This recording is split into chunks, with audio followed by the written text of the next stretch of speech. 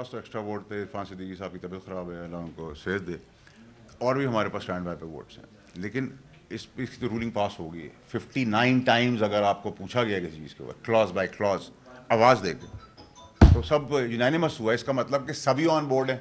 तो फिर मुखालफत किस चीज़ की और प्रोपागेंडा और ड्रामा किस चीज़ का?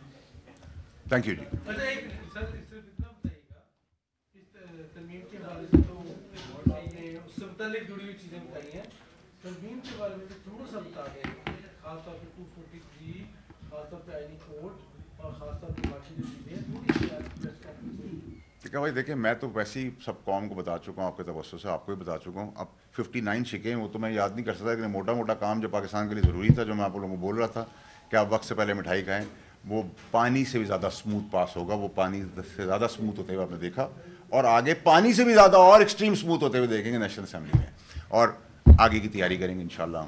शुक्रिया जी। 59 टाइम्स सिर्फ हुकूमती हल्के ने नहीं, या इत्तेहादी ने नहीं, या इंडिपेंडेंट ने नहीं, सब ने यूनानिमसली इसको पास किया, क्योंकि पाकिस्तान की सलामती के लिए था। तो पीटीआई की आज आप लोगों को शक्ल पाकिस्तानियों को जरूर पता चलनी चाहिए कि नंबर एक नेगेटिव वोट नहीं, जो बातें कर रहे थे इतना तूफान फलाना हो गया धमाका हो गया। नंबर 2 वॉकआउट, यानी कि clean chit. Number 3 59 times chairman senate ने उनको बुलाया है कि किसी किस्म का कोई इतराज किसी ऑपोजिशन की पार्टी को है, जीरो। और लास्ट और सबसे इंपॉर्टेंट चीज कि 243 के ऊपर सब इतनी कहानियां कर रहे थे मुत्तफिका तौर पे, उसमें कोई ऐसी चीज नहीं होने जा रही थी, सिर्फ प्रोपोगेट किया जा रहा था प्रोपेगेंडे के तहत। उसमें भी यूनानिमसली किसी ने नेगेटिव तो छोड़े, किसी ने बात भी नहीं की है। तो आज पाकिस्तानी कौम को पता होना चाहिए कि पीटीआई ऑन बोर्ड है। ये ड्रामा और दिखावसला और ड्रामेबाजी करती आई है और करती है और आगे भी करेगी। इनकी कोई किसी चीज़ के ऊपर कोई स्टैंडिंग नहीं है। सो ये बताना आप लोगों को बहुत ज़रूरी इसलिए था कि ये जो गुमराह करते हैं सोशल मीडिया पर, चलें वो अननोन है, उनकी कोई औकात नहीं है, लेकिन जो नोन चेहरे हैं उनकी मैंने पाकिस्तानी कौम समेत आप लोगों के तवज्जो से असलियत बता दी है कि ये पीटीआई का चेहरा है कि बातें बड़ी बड़ी, हर चीज़ में नेगेटिव बात, और जहां नेगेटिव बात तो क्या, अगर वोट प्रेजेंट करना था तो वहां भी वो नहीं अपना ऑपोजिशन का वोट डाला, क्लीन चिट दी। उसके बाद जहां मदद की ज़रूरत थी वहां सरकार को मदद भी पीटीआई ने फराम की, तो वो भी आप लोगों के सामने।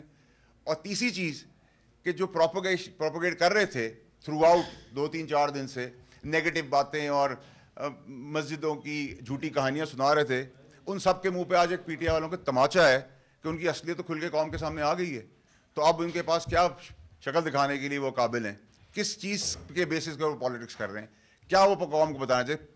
टोटल फ्रॉड, टोटल एक्सपोज हो गई पीटीआई। और इससे ज़्यादा एक्सपोजर आपको पहले भी बताता रहा, लेकिन मैंने मुनासिब ये समझा कि क्योंकि ये बहुत जेन्युइन और सीरियस और बड़ी इंपॉर्टेंट चीज़ है पाकिस्तानी कौम को किसी की असलियत बताना, तो मैंने आप लोगों को बता दी। आप लोगों के इस्तीफे पे क्या कहेंगे, कितना प्रेशर उन पे क्यों डाला गया और क्या उन्हें दोबारा इलेक्ट करने के लिए आप अपना रोल को प्ले करेंगे? देखिए जी, साहब बड़ो साहब ने कौमी मुफाद की खातिर वोट दिया है, जिसको बड़ी अच्छी निगाह से देखा जाता है, और सारी पाकिस्तानियों को इसी तरह सोचना चाहिए जहाँ पाकिस्तान की कौमी मुफाद के लिए हो। अगर कोई ऐसी पेशरफ हुई तो बिल्कुल हमें साथ देना चाहिए, क्योंकि अगर हम ऐसे लोगों की कदर नहीं करेंगे तो फिर किसकी करेंगे? तो मेरा नहीं ख्याल कि उसमें कोई अबड़ो साहब के लिए कोई नेगेटिव चीज़ है। आई थिंक उन्होंने कौमी फरीज़ा अंजाम दिया है, क्योंकि स्ट्रेंथ करने के लिए पाकिस्तान को, और इंशाल्लाह आगे भी आप देखेंगे करते हुए नजर आएंगे। लेकिन मैंने आप लोगों के तवज्जुह से एक्सपोज करके इनकी पीटीआई वालों की असलियत दिखाई गई, कितने बड़े ड्रामेबाज और फ्रॉड हैं। कहा जा रहा है कि जो मुनहरफ अरकान होंगे उनके वोट शुमार नहीं होंगे, इस पर आप क्या कहेंगे? देखिए जी, जिन हमारे पास तो एक्स्ट्रा वोट थे, इरफान सिद्दीकी साहब की तबीयत ख़राब है, अल्लाह उनको सेहत दे, और भी हमारे पास स्टैंड बाय पे वोट्स हैं। लेकिन इसकी तो रूलिंग पास हो गई है 59 टाइम्स। अगर आपको पूछा गया किसी चीज़ के ऊपर क्लॉज बाय क्लॉज आवाज़ देके, तो सब यूनानिमस हुआ। इसका मतलब कि सभी ऑन बोर्ड हैं। तो फिर मुखालफत किस चीज़ की और प्रोपागेंडा और ड्रामा किस चीज़ का?